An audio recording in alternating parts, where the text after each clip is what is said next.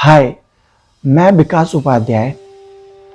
ये video Covid situation के ऊपर है जो भारत में सेकंड वेव चल रही है और कितनी तीव्र है इसका अंदाज़ा इसी से लगाया जा सकता है कि जो पिछले साल का जो कोविड का रेशियो था उसको बहुत ही कम टाइम में इसने सरपास कर दिया है। लाखों की संख्या में कोविड के केसेस आ रहे हैं और हज़ारों की संख्या में जान जा रही है। तो ये मैं कोई मेडिकल प्रोफेशनल नहीं हूँ। ये इस वीडियो में जो भी इंफॉर्मेशन है वो वेरीफाइड सोर्सेस के थ्रू है।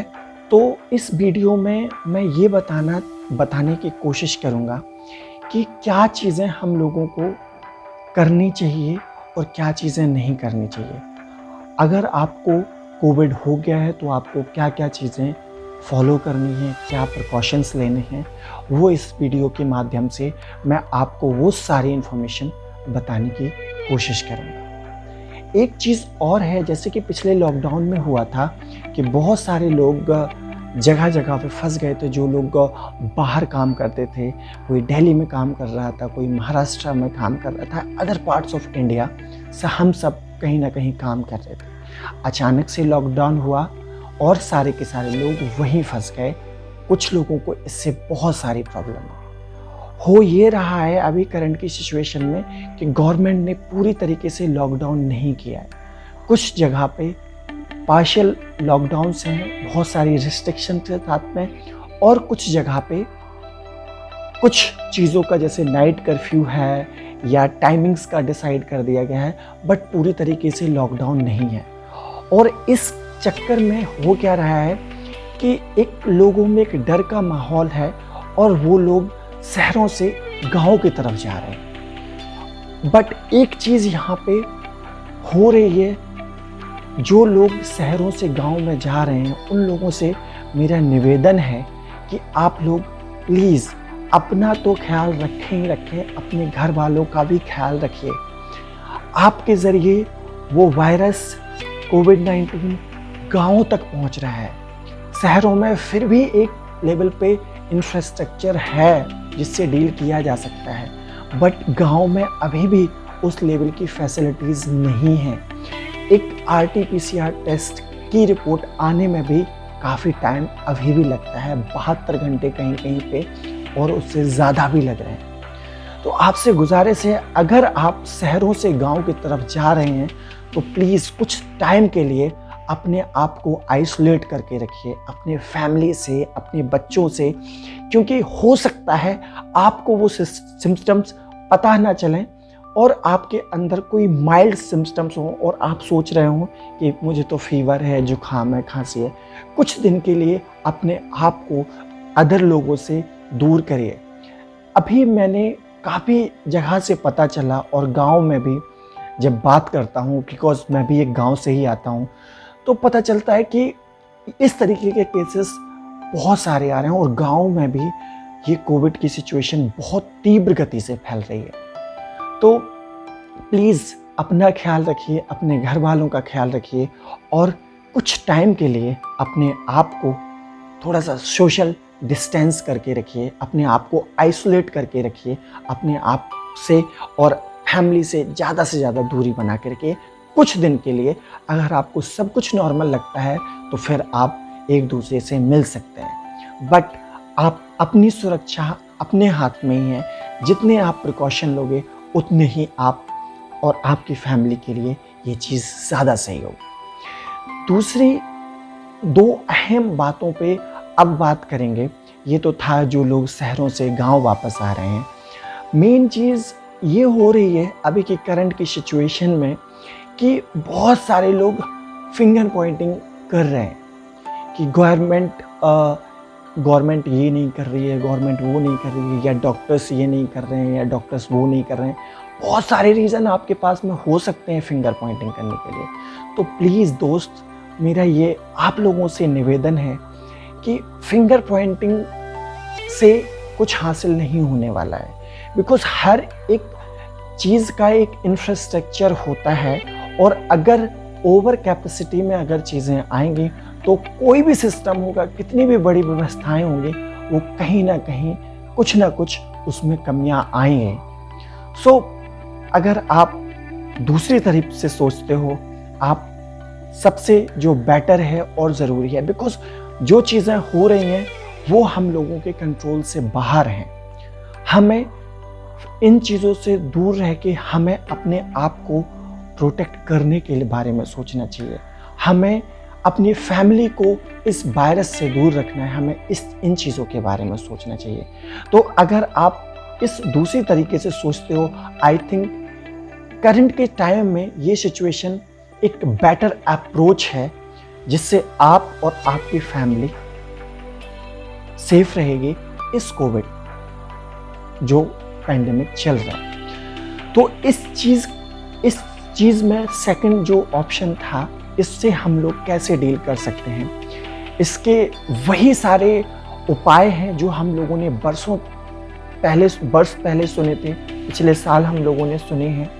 जैसे बताया जाता है कि 3 चीज़ें जो कि बहुत इम्पॉर्टेंट हैं कि आप मास्क को पहनिए, दूसरी चीज़ आप सोशल डिस्टेंसिंग को फॉलो करिए, तीसरी चीज़ आप जहाँ भी जाइए आप लोगों से दूरी बना के रखिए और अपने हाथों को सैनिटाइज करके रखिए। ये 3 चीज़ें बहुत ही ज़रूरी हैं। यही हम लोगों ने पिछली बार सुना था, यही चीज़ें अभी भी वही हैं, कुछ भी नहीं बदला है।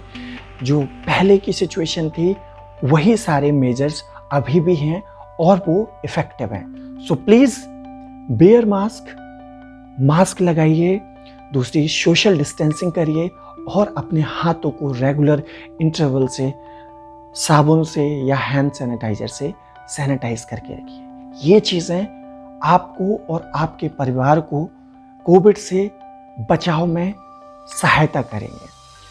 अब आते हैं कि ये चीज़ें पहले क्या होता था कि पहले की जो स्टडीज़ थी उसमें ये पता चलता था कि ये जो कोविड है वो ड्रॉपलेट्स के फॉर्म में जाता है।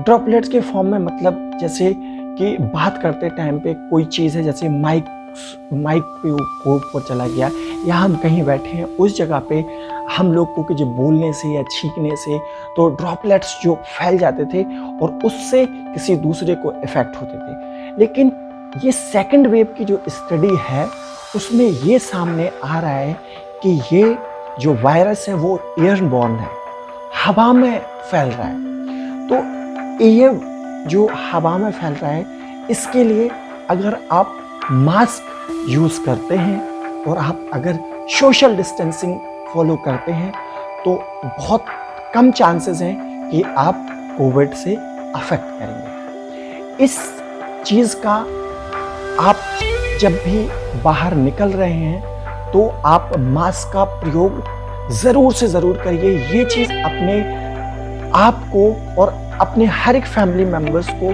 आप फोर्स करिए कि वो किसी भी काम से जा रहा है वो मास्क का प्रयोग ज़रूर करे। अपने जेब में हो सके तो एक छोटा सा सैनिटाइज़र रखिए। अगर आप कहीं पे किसी चीज़ को आप टच कर रहे हो या किसी से मिल रहे हो तो आप अपने हाथों को तुरंत सैनिटाइज करें। ये चीज़ें बहुत ही ज़्यादा ज़रूरी हैं। अब आते हैं कि जब हमें ये चीज़ पता चल चुकी है कि ये एयरबॉर्न है और अगर हम लोग सोशल डिस्टेंसिंग नहीं कर रहे हैं, हम लोग अभी शादियों का सीज़न चल रहा है, हम लोग ढेर सारी शादियां अभी के टाइम में हो रही हैं और स्पेशली थोड़ा सा गांव में ये चीज़ अभी भी है, लोग इस चीज़ को सीरियस नहीं ले रहे हैं कि कोविड भी कुछ होता है। लोगों को लग रहा है कि ये सर्दी जुकाम खांसी के जैसा ही है, हो रहा है, निकल जाएगा। बट ये सच मानिए कि मेजर है, हर एक कंट्री अपने घुटनों पे आ गई है इससे डील करने के लिए। तो इसमें सच्चाई है, ये सच्चाई वही लोग जानते हैं शायद जिन्होंने किसी अपने को खोया है। तो प्लीज़ अपना ख्याल रखें और अपनी फैमिली का भी ख्याल रखें। जो भी आप सोशल गैदरिंग कर रहे हैं या कोई शादी है या कोई बहुत इम्पोर्टेंट फंक्शन है, कोशिश ये करिए कि बस भर अगर वो अनटिल अनलेस बहुत ज़्यादा इम्पोर्टेंट नहीं है तो उसको आप अवॉइड करिए। बट अगर आप फिर भी जाते हैं तो मास्क एक आपके लिए कवच है, उसको आपको किसी भी सिचुएशन में अपने से दूर नहीं करना है। Make sure you bear a mask. अब बात आती है कि बहुत सारे तरीके के हम लोग आजकल मास्क यूज़ करते हैं। मार्केट में बहुत सारे तरीके के लोगों ने मास्क, बड़ा फैंसी मास्क आ गए हैं, लोग कपड़ों के मास्क यूज़ कर रहे हैं। बट टू बी ऑनेस्ट, और जो स्टडीज शो कर रही हैं, वो मास्क में से आपकी जो हवा है या जो आप सांस लेते हो और इनहेल और एक्सहेल करते हो, वो चीज़ें आप बाहर की चीज़ों को भी प्रॉपरली ले रहे हो और उससे आपके इन्फेक्ट होने के चांसेस बहुत ज़्यादा हैं। आपको किस तरीके का मास्क यूज़ करना है, आप अपने पास में मेडिकल स्टोर पे जाके एक अच्छी क्वालिटी का मास्क लीजिए। बेस्ट मास्क जो अभी की सिचुएशन में जो एक्सपर्ट रिकमेंड करते हैं वो N95 मास्क है, आप प्लीज़ उसे यूज़ करिए। इसके अलावा आप जो सर्जरी में मास्क आते हैं, आप उनको भी यूज़ कर सकते हैं, जो कि यूज़ एंड थ्रो होते हैं। दूसरी चीज़, अगर आप थोड़ा सा एक्स्ट्रा प्रिकॉशन लेना चाहते हैं तो आप एक मास्क के ऊपर कोई दूसरा मास्क भी, कपड़े का मास्क लगा सकते हैं, जो कि आपको एक पूरा टाइट रखे और थोड़ा सा एक्स्ट्रा प्रिकॉशन उससे रहेगी। तो ये सारी की सारी चीज़ें बहुत ज़्यादा ज़रूरी हैं। और जो लोग गांव से इस वीडियो को देख रहे हैं, प्लीज़ इस चीज़ को समझिए। आपकी सुरक्षा आपके ही हाथ में है। प्लीज़ इन चीज़ों का ध्यान रखें। दूसरी चीज़ आती है वैक्सीनेशन। वैक्सीनेशन बहुत ज़्यादा ज़रूरी है, और जब ये मैं वीडियो बना रहा हूँ, आज 25 तारीख है और गवर्नमेंट ने अनाउंस कर दिया है कि वैक्सीनेशन 18 साल वालों से 18 साल वालों के ऊपर वाली एज के लोगों को भी वैक्सीन 1 मई से लगने लगी। तो जब भी आपका टर्न आए, प्लीज़ वैक्सीन को ज़रूर लगवाइए। मैंने भी अपने मम्मी पापा को वैक्सीन की फर्स्ट डोज लगवा दी है, और जैसे ही उनका सेकंड डोज का टाइम आएगा, वो लोग भी second dose as soon as possible लेंगे। और सेम चीज़, जैसे ही 1 तारीख के बाद में 18 प्लस वालों का टर्न आएगा, तो मैं, मेरी वाइफ, मैं अपने सारे भाई बहनों को भी वैक्सीन ज़रूर लगवाऊंगा। बिकॉज हमारे साइंटिस्टों ने दिन रात मेहनत करके ये वैक्सीन बनाई है, और सच मानिए, जो भी एक्सपर्ट सजेशन है या जो भी मेडिकल टेस्ट के बाद में या जो भी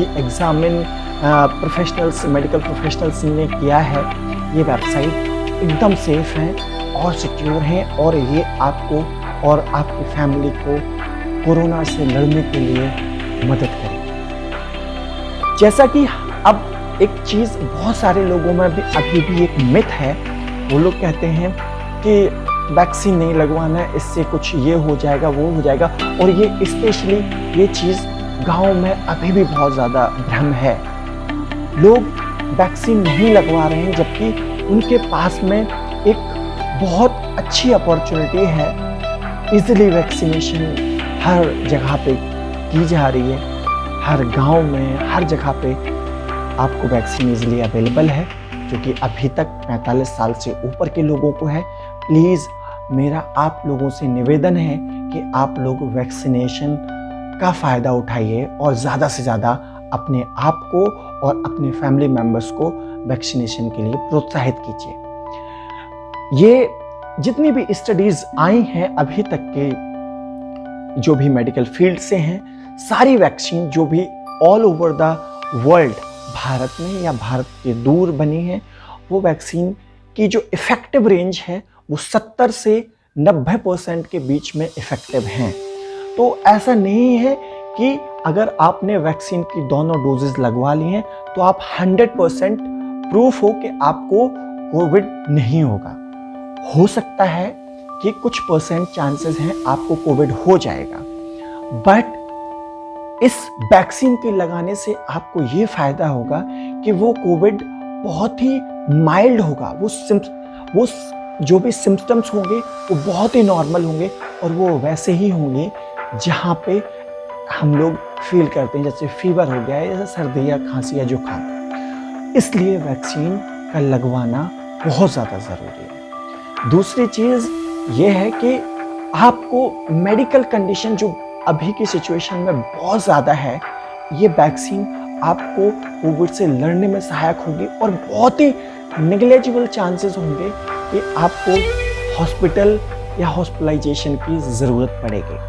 इसलिए ये वैक्सीन का लगवाना हम सब के लिए बहुत ही ज़्यादा ज़रूरी है। अब बात आती है कि अगर आपको कोविड हो गया है तो हमें क्या करना चाहिए। सबसे बड़ी चीज़ है कि प्लीज़ अपने आप को पैनिक नहीं करने देना है।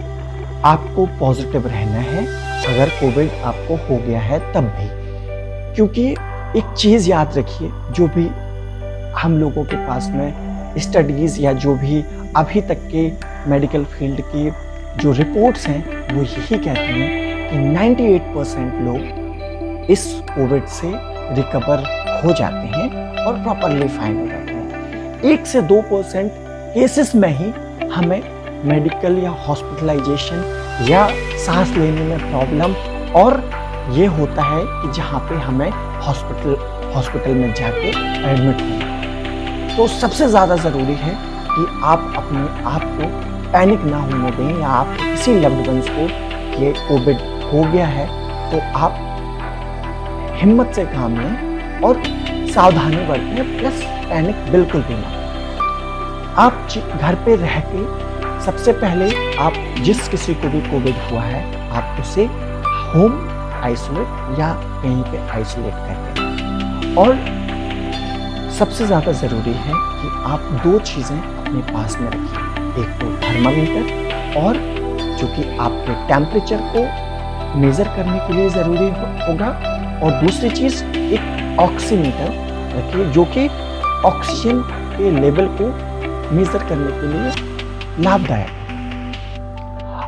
ये ऑक्सीजन लेवल ही एक ऐसा एक इंडिकेटर है जो आपको ये बताता है कि आप में जो कोविड जो हुआ है वो कितना ज़्यादा है, क्या उसकी डेंसिटी है। तो आप दिन में 2, 3, 4 बार आप टाइम टू टाइम थर्मामीटर से अपना टेम्परेचर चेक करिए और ऑक्सीमीटर से आप अपना ऑक्सीजन लेवल चेक करिए। नॉर्मली जो हम लोगों का ऑक्सीजन लेवल होता है वो 98 to 99% होता है, लेकिन अगर आपका ऑक्सीजन लेवल 94 या उससे नीचे जाता है तो आपको सांस लेने में प्रॉब्लम है। और उस चीज़ के लिए बेटर है कि इस चीज़ को कंफर्म करने के लिए आप जहाँ पे भी हैं, जिस कमरे में अभी आप होम आइसोलेट हुए हैं, उसी में ही आप थोड़ा जल्दी तेज़ चलिए और फिर 5-6 मिनट चलने के बाद में आप उस ऑक्सीमीटर से अपना ऑक्सीजन लेवल चेक करिए। अगर वो ऑक्सीजन लेवल आपका 94 या उससे कम है तो आप मेडिकल एडवाइस लीजिए, लेकिन अगर वो उससे ज़्यादा है या नॉर्मल है, आपको सांस लेने में दिक्कत नहीं हो रही है, तो आप बिल्कुल भी पैनिक होने की ज़रूरत नहीं है, कि ऑक्सीजन लेवल को अप कर देगा। तो जो भी आपको मेडिकल प्रोफेशनल्स बता रहे हैं आप प्लीज़ उसको फॉलो करिए, और जैसे जैसे वो ट्रीटमेंट के लिए बता रहे हैं वो चीज़ें आप करिए। कुछ चीज़ें हैं जो आपको कोविड है तो आपको ज़रूरी है ध्यान रखनी है। पहली चीज़, पैनिक नहीं करना है। दूसरी चीज़, अपना टेम्परेचर को चेक करते रहिए। तीसरी चीज़, ऑक्सीमीटर से अपने ऑक्सीजन को चेक करते रहिए। अपने आप को ज़्यादा से ज़्यादा हाइड्रेटेड रखिए, ज़्यादा से ज़्यादा लिक्विड फॉर्म में चीज़ों का सेवन करिए, जूस, संतरे का जूस, नींबू वगैरह, और जितनी अदर चीज़ें हो सकती हैं आप लिक्विड फॉर्म में लेते रहिए। स्टीम का ज़्यादा से ज़्यादा यूज़ करिए, गर्म पानी को भी आप यूज़ कर सकते हैं। मेरी ऊपर वाले से यही दुआ है कि ये जैसे ये कोविड का टाइम जल्दी से जल्दी ख़त्म हो हम सब की लाइफ से। और वो जो मेडिकल्स प्रोफेशनल्स हैं जो रात दिन हम लोगों की सेवा कर रहे हैं, जो दिन रात अपनी जान को जोखिम में डाल के हम लोगों की मदद कर रहे हैं, उनको तहे दिल से शुक्रिया। और सर, आप लोगों की वजह से हम लोग अपने घरों में अपने आप को सिक्योर महसूस करते हैं। तो please stay safe, social distancing को मेंटेन करिए, मास्क को बिल्कुल भी अपने से दूर मत रखिए। जब भी स्पेशली आप बाहर जाते हैं, अपने और अपने परिवार का ख्याल रखिए। जय हिंद, जय भारत, और अपने सुरक्षा अपने हाथ में। Thank you so much.